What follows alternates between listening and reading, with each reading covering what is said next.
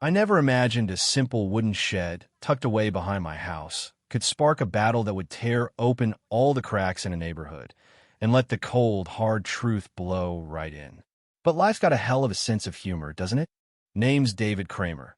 And if you've ever thought HOA stories were just punchlines at the barbecue, well, let me take you for a ride through Pinewood Estates, Boulder, Colorado, where common sense took a backseat and power went straight to a few people's heads.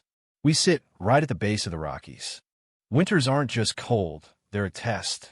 Snow piling up, ice on the power lines, and every year some storm comes roaring in to remind you why backup power isn't a luxury, it's survival. But apparently, the HOA board hadn't gotten the memo. It all started that Tuesday in early November. I was halfway through my first cup of coffee, emails open, work brain just firing up, when there's a sharp knock at my door. I can see her silhouette through the glass before I even open it. Ramrod straight, purse gripped like she's carrying the nuclear codes. Patricia Donovan, the president of our little HOA empire.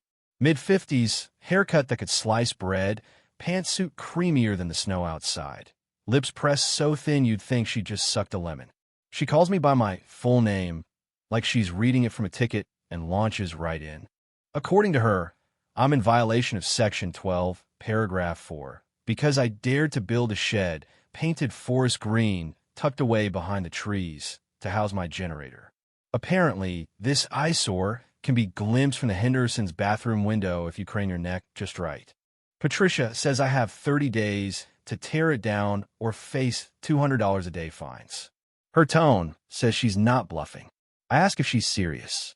She just snaps the folder shut and walks back to her silver Lexus, leaving me in the doorway with the November wind blowing all the warmth out of my house and my mood. Now, I'd spent 3 weekends building that shed, making it sturdy, weatherproof, fitting it just right for the generator, fuel, and supplies. I did it for the storms, for my family's safety. But apparently, reasonable doesn't mean much when you're dealing with folks who worship property values like a golden calf. I called Frank Morrison next, my neighbor, a retired electrician, original resident. He answers, already guessing why I'm calling. What did Patricia do now? I tell him. He just whistles.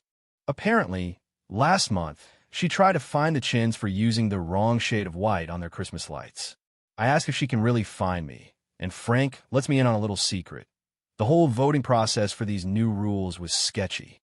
A weekday meeting, barely anyone there, barely legal, maybe not legal at all. Get a lawyer, he says, and document everything. Patricia doesn't like to be challenged, but she's not as bulletproof as she thinks. So I did my homework. Spent my lunch break elbow deep in Colorado HOA statutes, and what I found had me seeing red. Any amendments to the governing documents are supposed to require a majority of all homeowners, not just whoever's got nothing better to do on a Wednesday afternoon. If Frank's right, the vote that made these draconian rules didn't even come close. I sent a formal letter to the HOA, cited the law, asked for an audit of the vote, hand-delivered to Patricia's mailbox, and snapped a photo for proof. 3 days later, a letter from the HOA lawyer lands in my mailbox. Brief, hostile, says my concerns are baseless, and if I don't comply, the fines and legal threats start now, including a lien on my property. All over a shed. Frank's not surprised. Come to the next meeting, he says. People are fed up. Maybe if enough of us push back, the board will actually listen. So, I show up at the clubhouse. Smells like old chlorine and stale coffee. Rooms packed with neighbors, most of them older couples.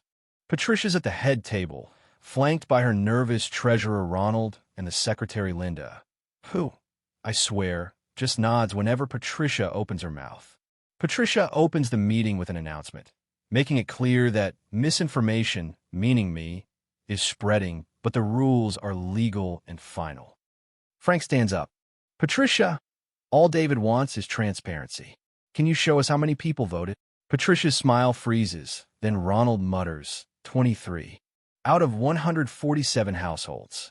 The room goes from murmurs to shouts. Folks who missed the email, who were working, who never even heard about the vote. Patricia tries to regain control, hammers her gavel, but people aren't backing down. Her voice gets tighter. If you don't like it, run for the board. Until then, the rules stand. Then she storms out, leaving Linda and Ronald to face the crowd. I guess that's the moment the tide turned, though I didn't know it yet. After that meeting, people started coming up to me during my morning runs at the mailbox, telling their own stories. The Chins, the Christmas lights. The Johnsons, their mailbox. Mrs. Kowalski, a widow, fined for a vegetable garden she'd kept for 15 years. I started a spreadsheet, tracking every violation, every complaint. It wasn't just me. Patricia had turned the board into a private army, enforcing their will with fines and threats. I brought my notes to Maria Gonzalez, a lawyer who knew HOA law backward and forward. She looked at my pile, looked at the voting records, and said, "This isn't just wrong, it's illegal." They needed at least 75 homeowners to approve that amendment, and they got 23. "We can challenge this in court." But she was honest. This fight would be long and expensive. Could take a year or more. Legal fees alone could be 30 grand. $30,000 just to keep a shed I needed. That night, with snow falling and the generator humming softly in its little greenhouse, I made up my mind. I called Maria in the morning. Let's do it. The lawsuit landed on Patricia's doorstep like an early Christmas present. The next day, I got a certified letter. Fines start immediately, and the board files a countersuit against me for harassment and defamation. Maria says it's classic intimidation, meant to scare me into backing down, but our case is strong. Then, mid-December, the local news picks up the story. Jennifer Wu, Denver 7 News, calls me up. Would I talk about Pinewood Estates? Part of me wants to hide, but Maria says public pressure is the one thing HOA boards hate. So I agree. Jennifer is sharp. Her segment lays out the whole story, the questionable vote, the insane fines, the shed that started it all. She talks to neighbors, shows the empty, snow-buried clubhouse, and ends with, HOA boards are meant to serve, not rule. Residents here just want fairness. That night, the story goes viral. Comments, shares, local papers pick it up, and suddenly Patricia's on TV, defensive, doubling down, blaming everyone who didn't vote. It's not a good look. Then the real storm hits. 3 feet of snow, wind like a freight train, sub-zero temperatures. The power goes out. My phone's dying, and the world's gone white outside my windows. I fight my way to the shed, fire up the generator, and within minutes, my house is the only one on the street with lights and heat. Frank calls. He's okay, but others aren't. The Chins have a baby. Mrs. Kowalski needs her oxygen. The Johnsons' pipes are freezing. The clubhouse is locked. Patricia's vanished, her phone off.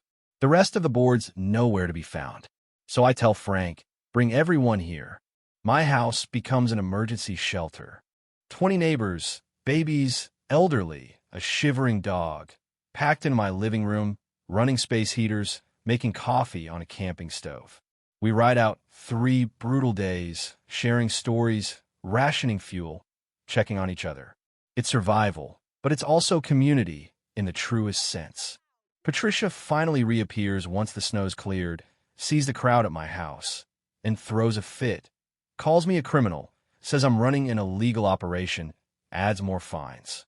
Says I should have waited for official assistance. But where was she when people needed help? Not here. I called Jennifer Wu back, and the next news segment shows neighbors hugging, telling how the generator saved lives while the board fled the storm. Now, the public is furious. Local officials start looking into the HOA. A recall petition sweeps the neighborhood. Over 70% sign.